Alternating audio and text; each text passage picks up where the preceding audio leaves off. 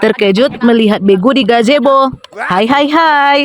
Kali ini aku rencananya mau buat konten, yaitu season kedua tentang Begu. Kalau yang kemarin konten season pertamanya itu begu ganjangnya pakai warna hitam, kali ini begunya pakai warna putih. Jadi ceritanya ini begu bukan sembarang begu karena begunya suka nongki di atas tangga. Di atas tangga dekat gazebo. Jadi sebelum aku berkonten menjadi begu, aku dari tadi sibuk mencari apalah untuk buatnya supaya kesannya serem gitu ya kan. Aku carilah spidol warna hitam. Ternyata udah aku gores, tintanya pun tinggal dikit lagi, nggak jelas. Ku hapuslah muka aku cuci kan. Baru ku buatlah odol gigi. Aduh, terasa pedas sekali di pipiku. Terasa kali minnya. Nggak cocok ini, nggak tahan aku gitu kan. Ku gantilah, aku cucilah muka aku lagi. Kemudian ku carilah bedak. Maksudnya itu kan supaya bisa lah nanti untuk apa bedak gitu kan. Nggak ada pula bedak. Ku carilah ke tetangga tadi kan, nanya bedak dingin gitu kan yang warna putih gitu. Rupanya di warung sebelah nggak ada. Jadi apalah aku buatnya tuh apa, kata dia gitu kan. Penasaran dia. Aku bilang aku mau jadi begu ini actingnya gitu kan. Kalau nggak ada pula bedak dingin warna putih. Ya udah ngapain pusing-pusing, kalau ada tepung di rumah aja buat. Kata, oh iya aku nggak kepikiran ternyata di kulkas ada tepung terigu lah, aku buat jadinya gitu kan. Jadi kalau aku buat pun tepung terigu itu tentunya nggak mungkin kalau nggak pakai air. Kalau langsung aja ditap-tap langsung ke pipi nanti gimana pula itu, takutnya nggak nempel.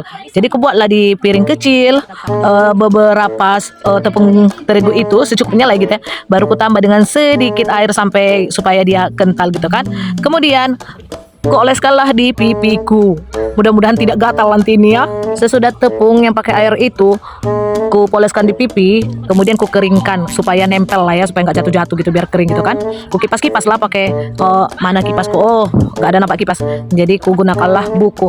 Dan supaya nampak meyakinkan seramnya itu, ini bagian mataku ini ku buatlah pakai shadow. Udahkah seram kalian wajahku ini? Mataku udah seram gak ya? Udah agak mendingan lah kayaknya, udah perlu cahaya yang agak gelap supaya lebih meyakinkan kayaknya biar jadi begunya. Dan kemudian kusuruhlah anakku yang cowok untuk jadi kameramennya. Tahu-tahu pas waktu season pertama aku lagi berakting, aduh kucingku ini mengganggu saja. Dia gak mau kalah juga, mau ikut berakting mungkin. Inilah penampakanku yang seolah-olah macam begu itu. Ini begu apa ini? Ini begu lanjang atau begu lato ini? Yang jelas begu lah itu ya kan. Rupanya kucingku, memang kalau kucingku namanya si Pepe ini, kemana aku pergi kalau ada sesuatu yang aneh rasanya, itu akan datang dia mendekat terus memeriksa. Sepertinya dia mencium-cium ada aroma negatif lah gitu ya. Tapi aku masih sibuk terus dengan aktingku ini. Seperti gayanya macam supaya meyakinkan kali, tapi seramnya itu, tapi ada lucu-lucunya gitu. Soalnya kalau seram terus nanti horor. Dan sebenarnya sepanjang aku tadi berakting, badanku terasa agak panas dingin. Sepertinya ada sesuatu yang kurang nyaman gitu. Tapi aku tahan kalah sampai selesai dulu season pertama ini.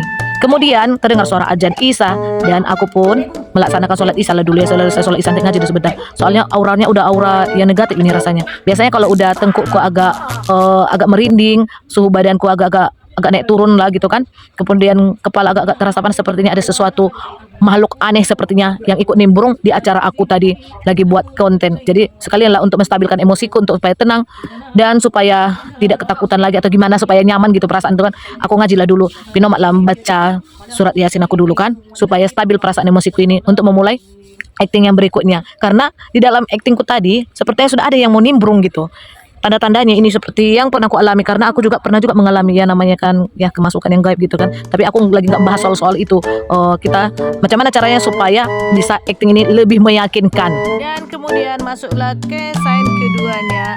Aku berakting kali ini menjadi seorang perempuan, tapi agak rabun, matahari minus gitu kan. Soalnya nggak jelas melihat, apalagi di tempat yang agak gelap gitu kan. Jadi aku memakai kacamataku supaya nampak. Kira-kira gitu kan, kok sepertinya ada seseorang tapi apa gitu, tapi nggak jelas gitu kan. Makanya supaya lebih jelasnya aku tengok-tengok gitu kan, mana kacamataku supaya jelas aku nengok. Dan ternyata yang kulihat itu ada sesuatu yang kasat mata. Kemudian aku pun terkejut seketika aku pun bersembunyi sambil aku baca-baca doa.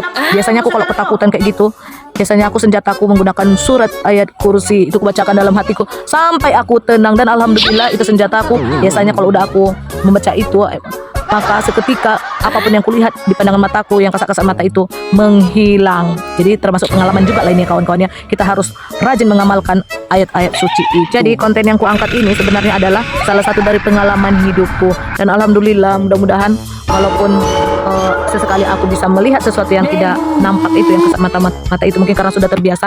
Jadi it's okay, nggak apa-apa. Kadang-kadang pura-pura nggak kulihat aja gitu kan, supaya tidak mengganggu pikiranku, bawa santai aja. Dan supaya tidak menunggu lama ceritanya ini, kalian bisa menyaksikan kontenku yang ini. Selamat menikmati, semoga kalian suka. Dadah.